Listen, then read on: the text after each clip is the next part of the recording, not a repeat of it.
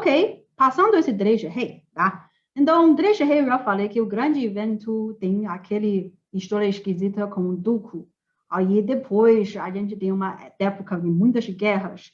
Aí a história que não dá muito boa, tá faltando dinheiro, Jintian está caindo. Então, nasceu o Li Wang. Li Wang, ele é um rei, todo mundo lembra, por motivo errado. Ok, não foi ele foi grande, não. Não. Aí, claro, o sobrenome Ji, o nome dele é Hu, tá? Então, a tumba dele fica nesse lugar chamado Zhi, que hoje em dia é na Huozhou, na província de Shanxi. Capital era Haojing. E a tumba dele fica lá longe, uma cidadezinha que é muito longe de capital. Tem que ter uma coisa muito errada aconteceu com ele. É isso mesmo, tá? Então, que tipo de rei ele é? Como a gente estuda história, às vezes faz a pergunta para essa criança, ele é bom? Ele é mau? Eu só falo isso, não é bom, é mau. Então, muito simples, ele foi muito mau.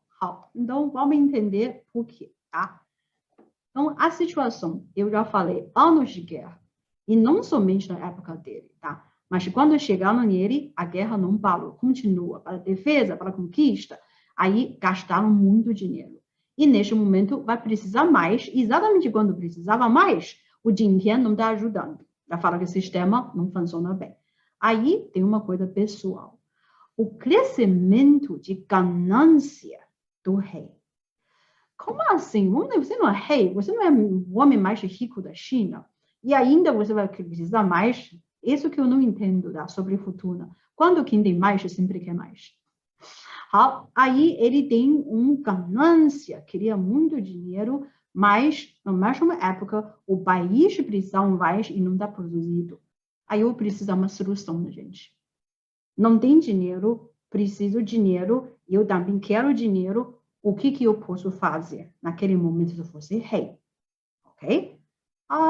Eu acho que essa é uma coisa, até hoje, na sociedade moderna, ele continua acontecendo, repetido. E eu acho que também não tem garantia, não vai mudar, não, tá? Então vamos ver as soluções espertas do rei Li Wan, tá? Como rei, você quer mais dinheiro? Alguém tem ideia como que eu posso fazer? Eu não estou falando bem ou mal, tá? Só um jeito. Para aumentar dinheiro rápido. Como que eu posso fazer? Nádia, o que você acha? O que você pode fazer? Aumentar impostos. É a primeira coisa. Olha que tristeza. Mas isso a gente está falando do século IX a.C. Tá? E tipo, quase 3.000 anos atrás. Ela é a mesma história. Na vida, gente. Não importa você usa computador ou usar o osso. Ok? Não sei. A história é parecida. Muito boa, Nádia. Aí, a solução esperta do nosso rei Li Wan era assim, tá? Aumentou o imposto.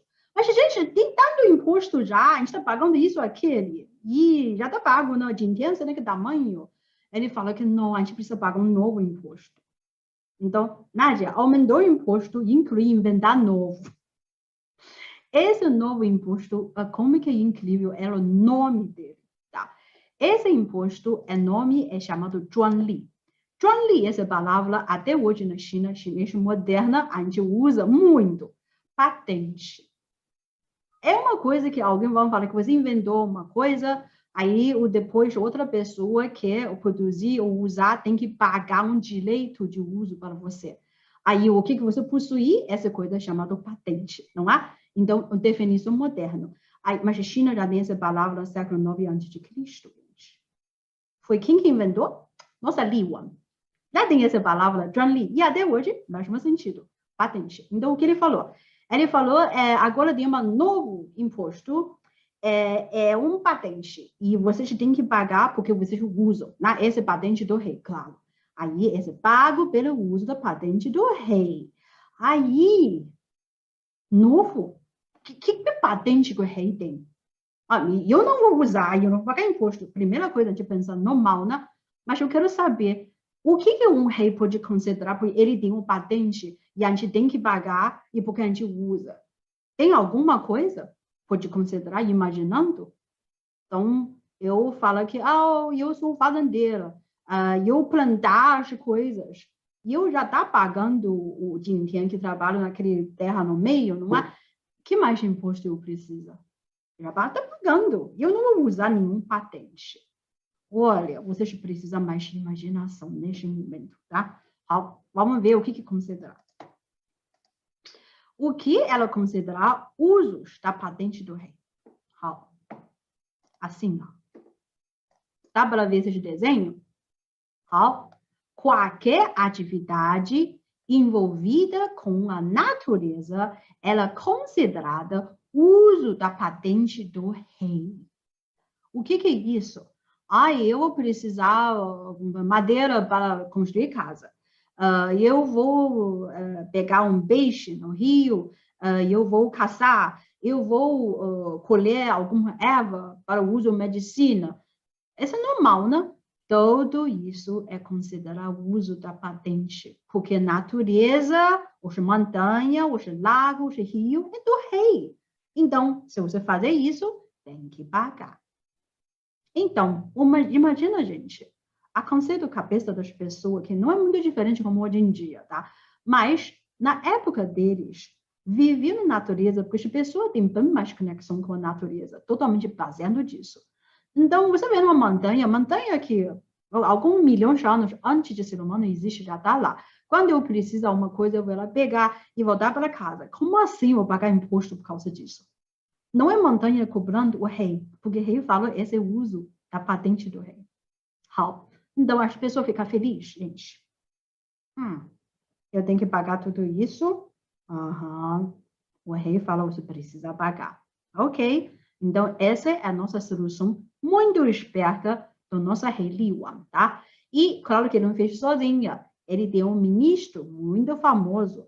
Então lembra que eu falei, na história chinesa, cada vez que quando uma dinastia caiu, acaba uma coisa de muito errado, normalmente os historiadores sempre acham que a razão é ligada com moral. O que é? Ouviu mulher ou ouviu opinião ligado com as pessoas erradas. Esse é um muito bom caso. Ele tem um ajudante, claro, vai precisar alguém que ajuda ele a criar esse novo imposto, ok?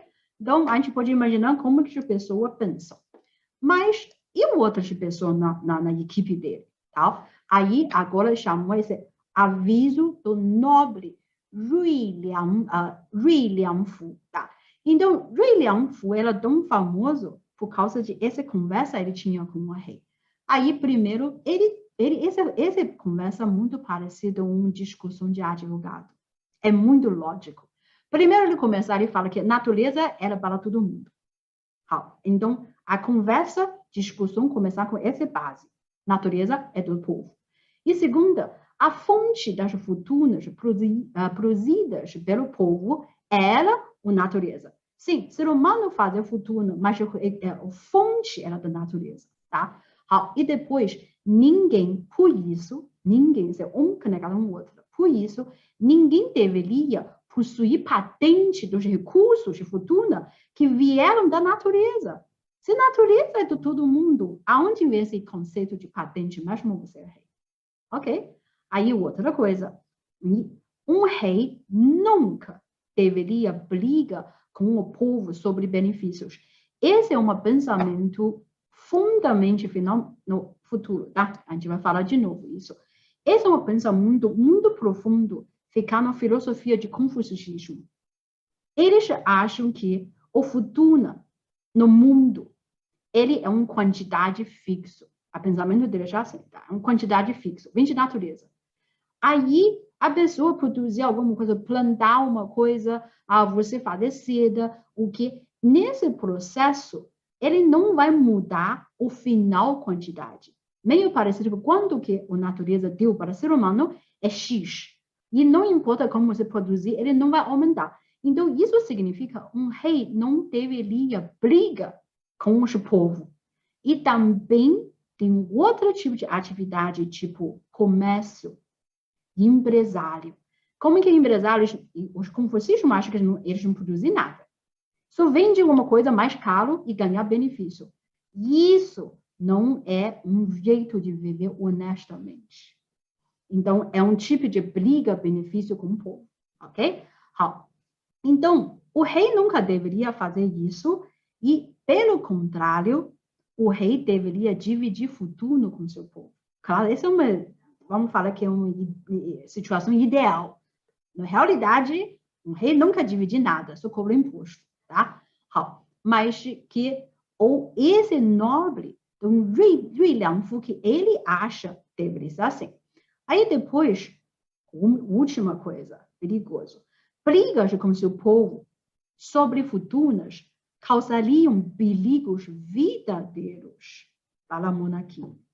Você acha que agora, nesse momento, resolvendo, você é bem esperta? Então, inventaram um novo imposto, aí resolvendo seu dinheiro, mas isso é um perigo escondido.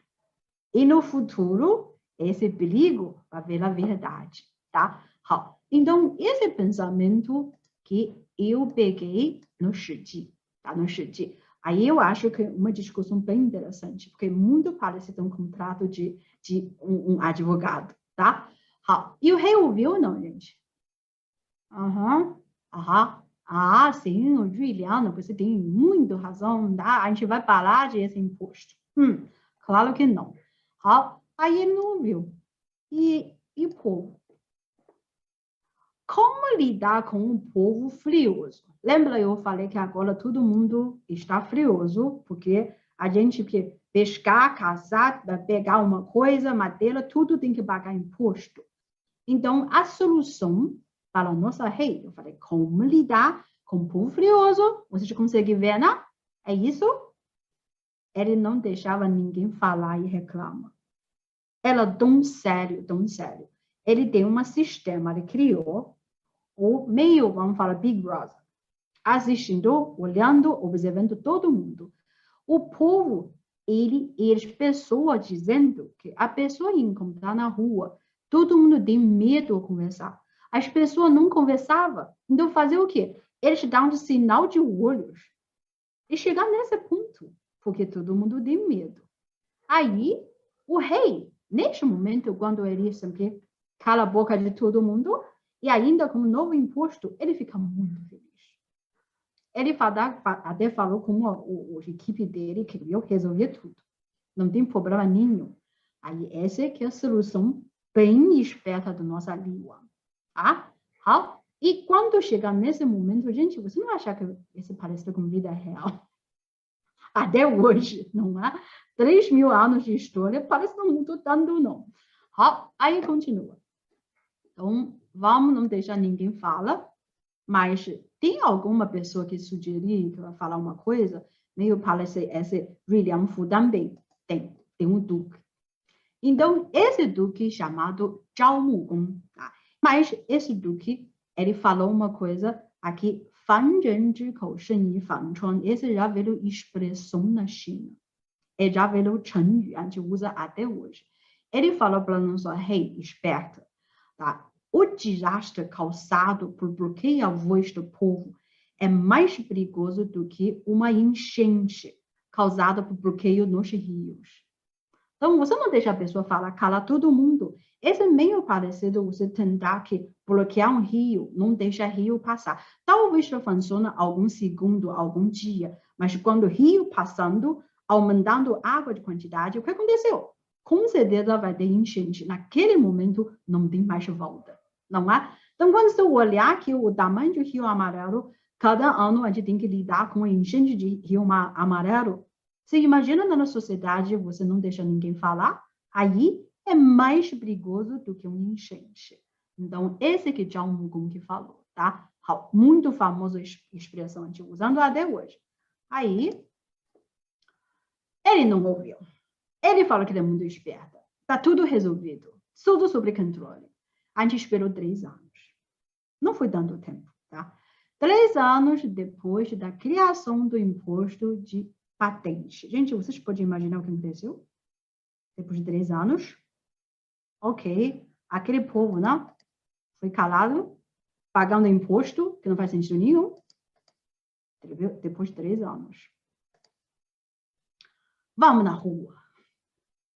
Esse é o ano 841 a.C., tá? Por isso eu falei quase 3.000 anos atrás. Aí aconteceu no capital do Haojin. Povo está na rua. O mais famoso Guoren-Baodong, tá? Primeira manifestação da história chinesa. Provavelmente a primeira manifestação da história do ser humano. Ok, aí o povo precisa o quê? Tira a paga imposto ou não paga imposto, ninguém conseguia viver. É a mesma história muito parecida com hoje, não é? Tá difícil. Só que neste momento, Guoren-Baodong, quando aconteceu um evento muito famoso. E isso também que mostra o outro lado. Civilização chinesa, ele desenvolvendo tão rápido. A sociedade ficando tão complicado. Esse tipo de ações, atividade que as pessoas fazem manifestação, aumenta imposto, inventa esse conceito de patente, isso é uma coisa que é autodesenvolvendo. Há 3.000 anos atrás, ele já está pensando que é pessoa moderna, tá?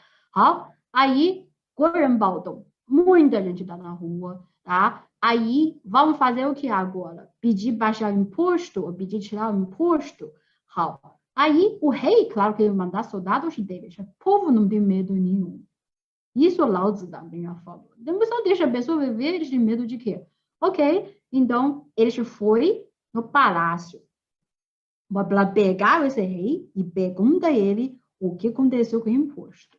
Então, neste momento, a nossa rei tão esperto, o que aconteceu com ele agora, tá? Ele deixou seu filho primeiro, tá? É o príncipe herdeiro. Agora é todo seu. Então, ele fugiu para um reino pequenininho chamado Zhi, na oeste. E lá ele morreu 14 anos depois. Ok? Povo, manifestação. Aquele rio foi bloqueado, agora virou enchente, não foi?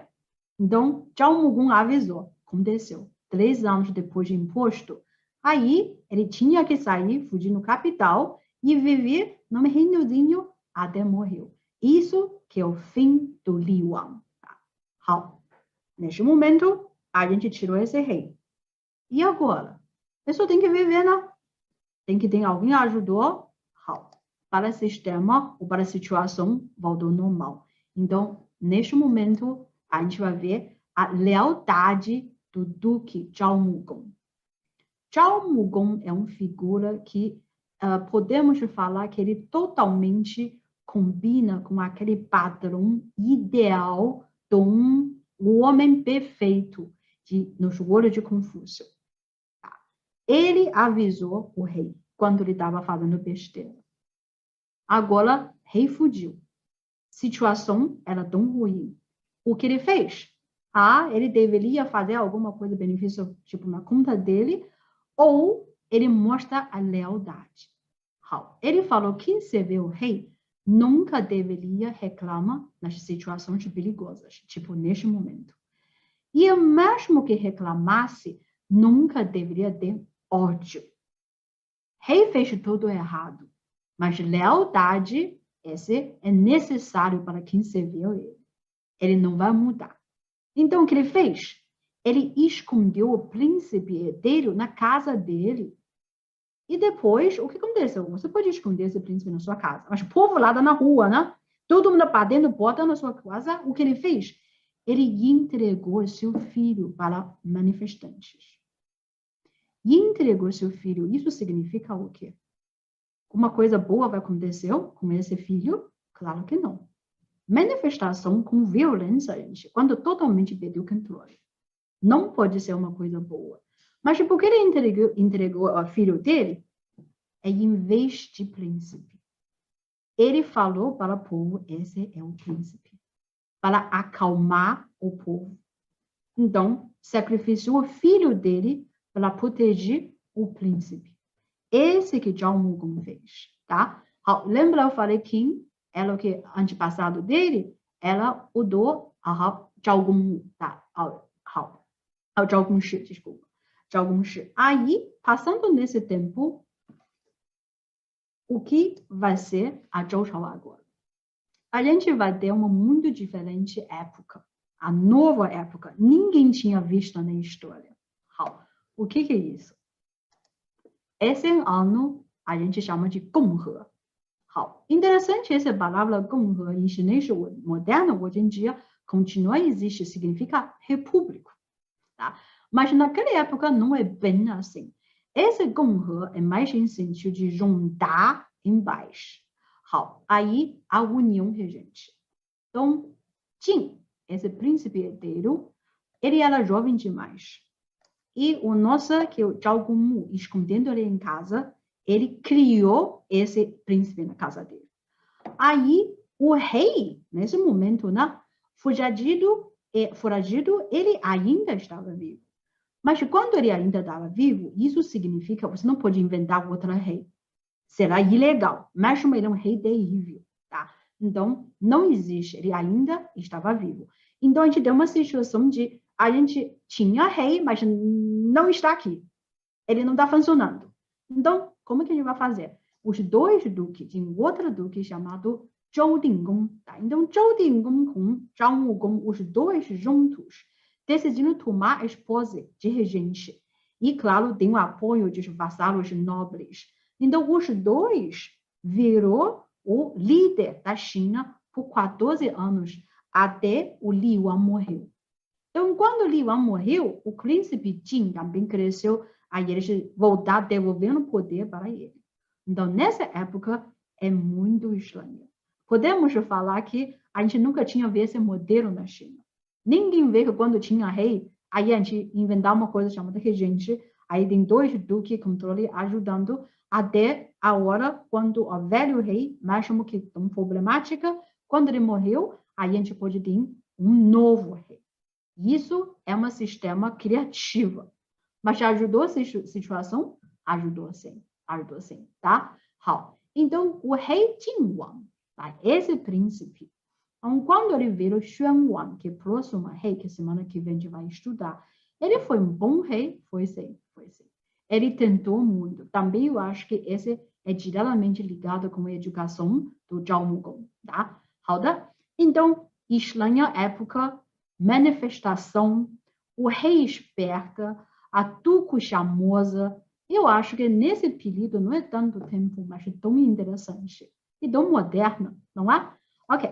Então, as coisas que, todos esses eventos que eu usei hoje, típica, esses 5 livros, a gente usando Shanshu, Guoyu, Zuozhuang, e o livro do demônio, e depois o Shiji, tá? 好. Então, isso, até agora, voltar no início, a gente vê o que aconteceu.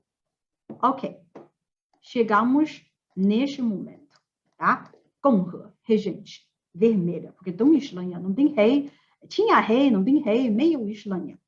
Mas também tem uma coisa. Manifestação Guoren Baodong, neste ano acontece, ele também marcou, esse ano de regente, não precisa criá-lo na hora, também marcou o início da data confiável da história chinesa. Antes de 1841, cada ano, quando quer, vamos falar, a gente usar uma estimação, e com as provas arqueológicas e todas as coisas, mas nunca poderíamos falar que exatamente aquele ano.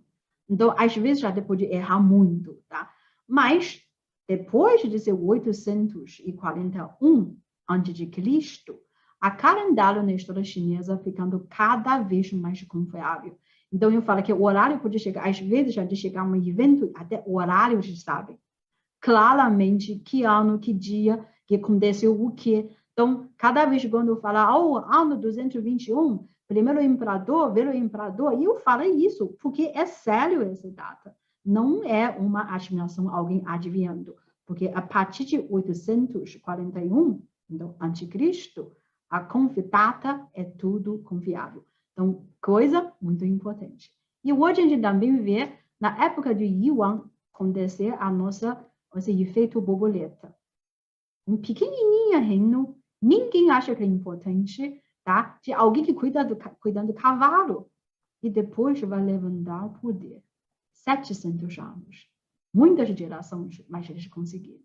Ninguém acreditava, ninguém imaginava, tá? 好, então, depois da semana que vem, a gente vai poder ver, vai chegar aqui.